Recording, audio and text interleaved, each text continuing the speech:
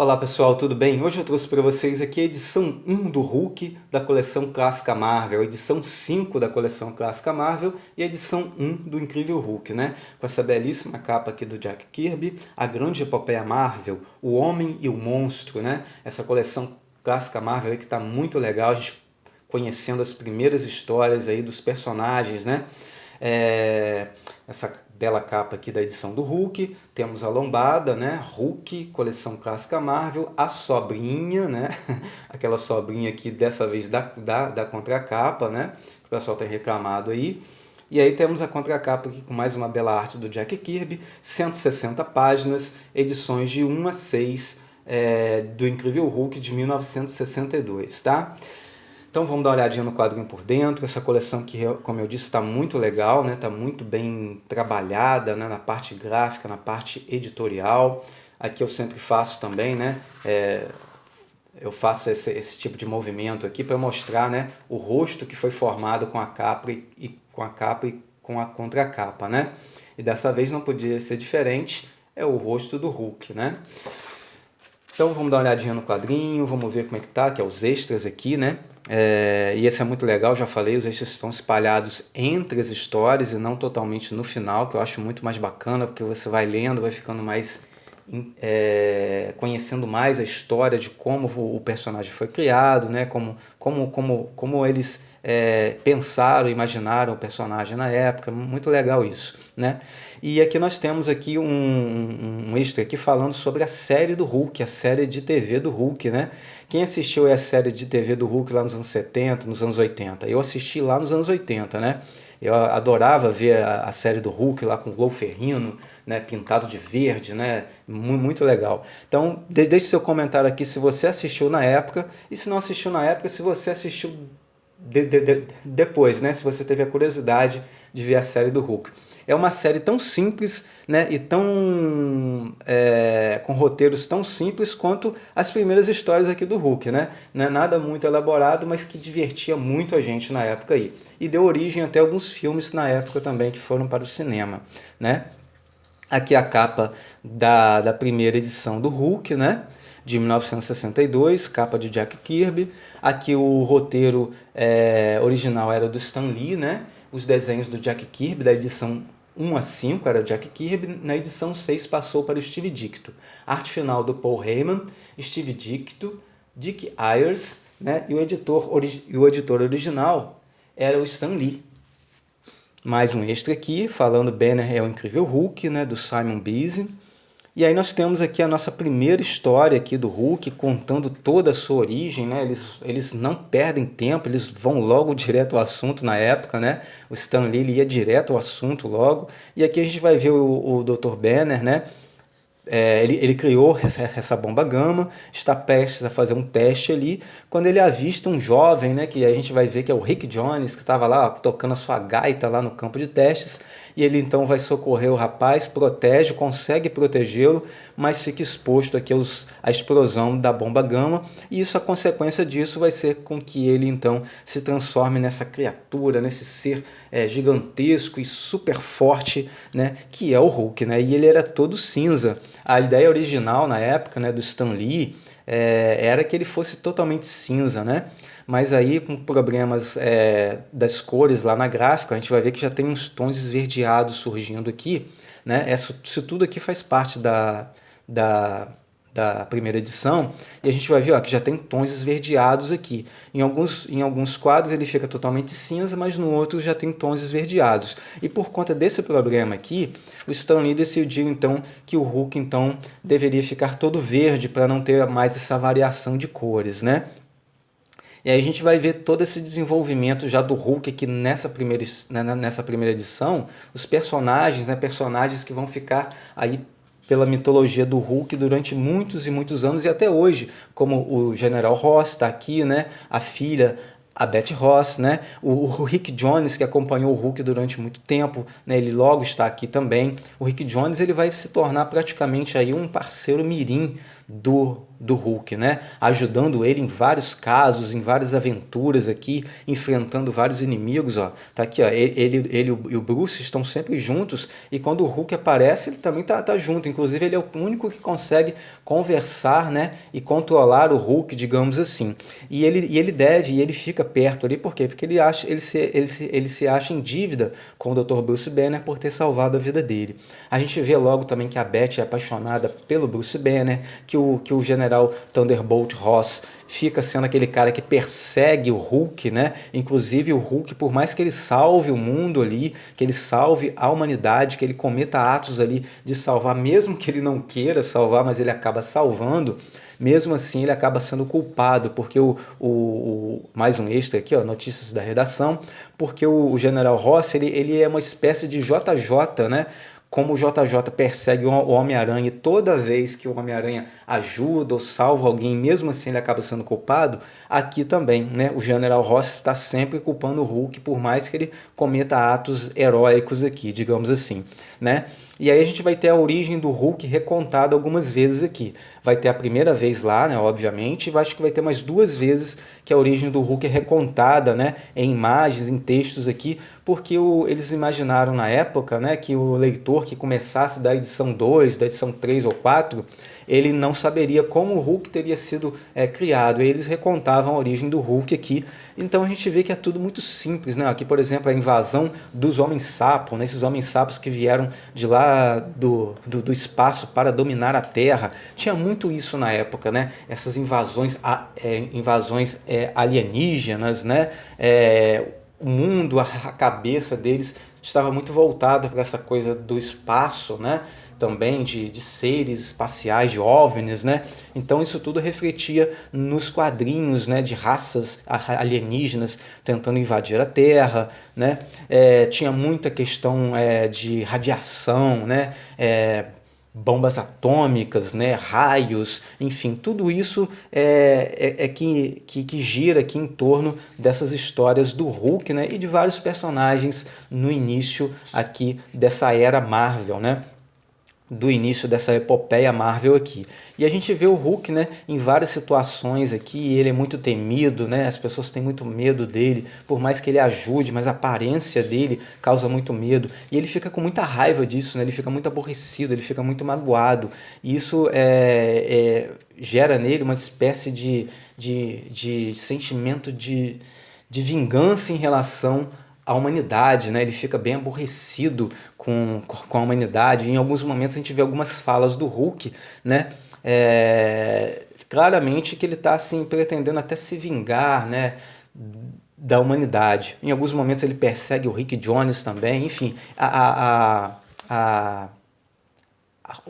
a mente do Hulk e o humor do Hulk aqui fica variando muito, né? Foi o início, né? Então eles estavam, eu acredito que o Stan Lee, né, na época aqui, estava tentando aqui ainda estabelecer uma personalidade para o personagem. Contanto que em muitos momentos aqui, a gente, ó, mais uma vez a origem do Hulk é recontada aqui, né? Em muitos momentos aqui, principalmente da edição 3 para frente, né, a gente vai ver que o Hulk, né, ele vai acabar sendo dominado pelo Rick Jones, né? O Rick Jones vai acabar controlando o Hulk, os seus movimentos, porque ele acaba indo em uma aventura lá no espaço e acontece uma explosão e depois dessa explosão o Rick consegue controlá-lo ainda mais, né? E a gente vai ver também que a mente do Bruce Banner, aqui ele está enfrentando o mestre do picadeiro, né? Esses inimigos que surgem, às vezes os inimigos nem eram tão poderosos quanto ele, mas ele enfrentava essas aventuras assim, ou seja, o Stan Lee, né, e o Jack Kirby ficavam inventando personagens, situações realmente mirabolantes aqui para o Hulk enfrentar, né? Principalmente nessa edição 4 aqui, tem essa história que vai envolver o Mongu, né, que é o gladiador do espaço. Nossa, as situações são realmente incríveis, são situações muito loucas, né? E o Thunderbolt Ross fica inventando armas também, essa arma aqui que vai congelar o Hulk, mas que obviamente não vai dar certo, porque o Stan Lee coloca que o corpo do Hulk, né, esquenta tanto, né, por conta da radiação, que o gelo derrete, aí ele não consegue prender o Hulk. São situações realmente muito engraçadas. Os pulos do Hulk, né, já aparecem aqui, aqueles saltos gigantescos, mas ele fica trocando de direção, ele troca de direção, ele vai para a direita, ele vai para a esquerda, ele sobe, ele desce, parece até que ele está voando, né? Realmente foi uma época realmente muito inocente, né? Uma época assim que eles não se preocupavam muito se aquilo ia fazer uma lógica ou não. Eles simplesmente escreviam as histórias. E chega um momento aqui, como eu falei, que a mente do Bruce Banner ela está ativa mesmo quando o Hulk se transforma. Né? E a gente viu isso recentemente aí nesse filme, esse segundo filme, né, que envolveu Thanos. O Hulk estava inteligente com a mente do Bruce Banner. E isso aqui já acontece nas primeiras histórias do Hulk. Olha só que interessante, né? O Bruce tem aqui um controle sobre a mente, né? Em alguns momentos, obviamente, ele perde esse controle de acordo com como ele vai ficando enfurecido, né? A mente do Hulk vai dominando, mas em sua maioria ele consegue ter a consciência, inclusive ele e o Rick Jones, né? Eles conseguem construir uma espécie de caverna ali, que seria o esconderijo secreto do Hulk, né? E esse esconderijo ali, eles criaram também um equipamento, né, de raios gama, que através desse raio, né, o Hulk sobe em uma plataforma, e nessa plataforma então ele pisa e o raio é disparado. E aí ele consegue se transformar no Hulk quando ele quer e voltar a ser o Bruce Banner quando ele quer. Isso é muito interessante, né, porque virou tipo assim, um QG secreto do Hulk ali. E olha que outra coisa interessante aqui, né? Quando o Hulk está enfrentando aqui, né, esse inimigo aqui que se chama, deixa eu ver aqui o nome dele no início da história, que se chama o Tiranos, né? Que ele vive embaixo da terra, lá no subterrâneo, e ele quer dominar a superfície. E aí ele carrega o Hulk lá para baixo, ele consegue enganar o Hulk ali e leva o Hulk para baixo, e o Hulk é vestido de gladiador. Isso fazendo a gente lembrar de quê? Né? De Planeta Hulk, né, onde ele era um gladiador, que ele se vestia de gladiador, e desse filme aí, né, Thor Ragnarok, onde ele era um gladiador. Então você olha só, né, lá atrás, né, o Stan Lee e o Jack Kirby já pensaram no Hulk com roupas de gladiador, né? Nem imaginava que um dia teríamos aí um Planeta Hulk, ou um filme que o Hulk se vestiria de gladiador, né, como o Thor Ragnarok. Mas você vê que muita coisa lá atrás já havia sido pensado por eles. Não da forma que é hoje, mas de alguma forma eles pensaram tiveram esses lapsos de criatividade assim em relação ao personagem e que perduram, né, que acabaram refletindo e acabaram sendo usados no futuro de uma forma muito brilhante por roteiristas e desenhistas, né? E no cinema também. E é isso, pessoal, né? O Incrível Hulk aqui, em seus primeiros dias, né? A gente vai vendo aqui o desenvolvimento desse personagem, a amizade dele com o Rick Jones. Olha que coisa maluca aqui, né? O Rick Jones e o Hulk viajando de avião, né? Eles estão dentro do avião, até que a aeromoça descobre que o Hulk está ali dentro e o Hulk está sentadinho lá no avião. Que doideira, gente. Muito engraçado. Daqui a pouco o Hulk ele veste uma fantasia e se transforma no abominável Homem das Neves. Olha só, ele teve a ideia, o Hulk teve a ideia de se fantasiar do abominável Homem das Neves. Gente, é muito engraçado isso tudo. Olha aqui, o Hulk de terno aqui, o que faz a gente lembrar daquele Hulk cinza, né? Que se veste de terno lá, que atuou ao lado do Wolverine lá em Madripoor, né?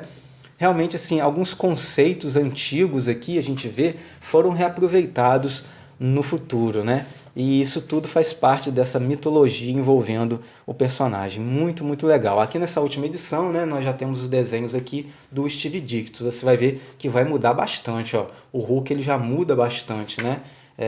O Steve Dictus já tem um traço diferente e aí já muda bastante. Aqui o Hulk está enfrentando o Mestre dos Metais, que é um alienígena também, né? Que vem do espaço para tentar dominar a Terra e ele tem poder ali sobre os metais, né?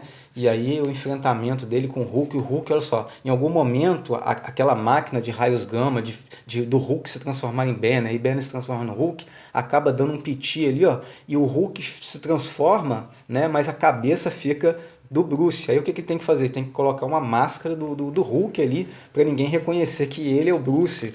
Olha, gente, é muito, é muito diferente, né? É coisa muito engraçado mesmo a gente ver essas primeiras histórias aqui. Mas isso tudo aqui, né, é o que a gente tinha, é o que o pessoal tinha na época, foi a criatividade que eles tiveram e tudo isso aqui é a base, né, para esse Hulk que nós conhecemos hoje, que nós somos fãs desse personagem, né? Pelo menos eu sou muito fã do personagem Hulk aqui. E é isso aí, pessoal. Essas são as histórias, as primeiras histórias, são os primeiros desenhos aqui, os primeiros quadrinhos, né, desse personagem do nosso gigante Esmeralda, né? Do nosso enfesado verde aí, né, que a gente acompanha aí durante tanto tempo. E agora a gente pode ver não só a primeira história de origem, mas a continuidade, né, em ordem cronológica dessas histórias aqui através da coleção Clássica Marvel. Aqui a gente tem alguns esboços do Jack Kirby, né, e do Steve Ditko também, né? Aqui mais uma sessão de cartas, né, Super Leitores Marvel, traduzido. E no final, mais uma vez, aqui a lista dos próximos encadernados, tá? E é isso aí. Essa foi o Hulk, né, da coleção Clássica Marvel, edição 1 do Hulk. Pessoal, obrigado por assistirem, um grande abraço e fiquem com Deus.